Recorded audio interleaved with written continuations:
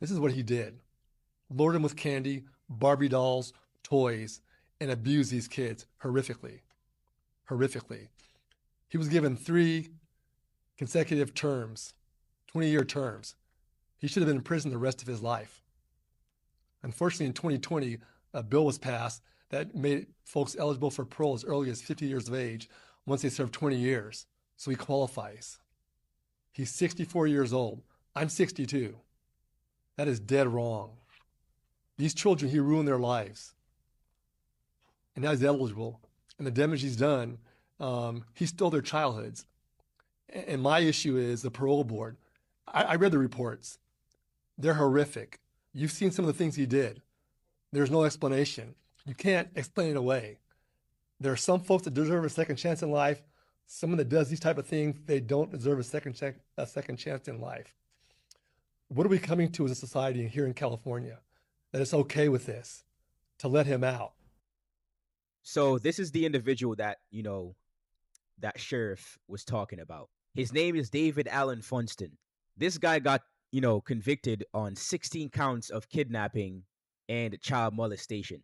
He was sentenced to 3 years, well, not 3 years, 3 consecutive 25-year sentences. So basically, he was supposed to spend the rest of his life in prison. But as this guy perfectly said, there's a bill that got signed into place in 2020 that made, people who are 50 years old, once you spent 20 years or 20 consecutive years in prison, you can actually get parole. You're actually eligible for parole. And after reviewing all the crimes that this guy did, right? 16 counts of kidnapping and child molestation, right? Let me get his picture off the screen because this guy looks weird. He looks creepy.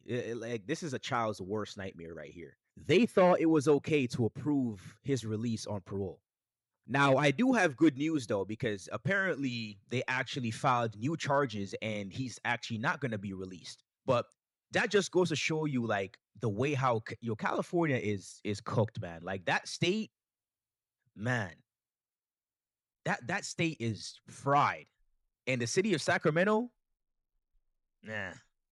The fact that they actually approved his release after all those crimes that he had committed, they saw the report because they have to review these files and cases before they actually release somebody on parole. And if it had not been for the prosecutor's office filing new charges against this guy, he would have been out in the public after being convicted and being charged with 16 counts of kidnapping and child molestation.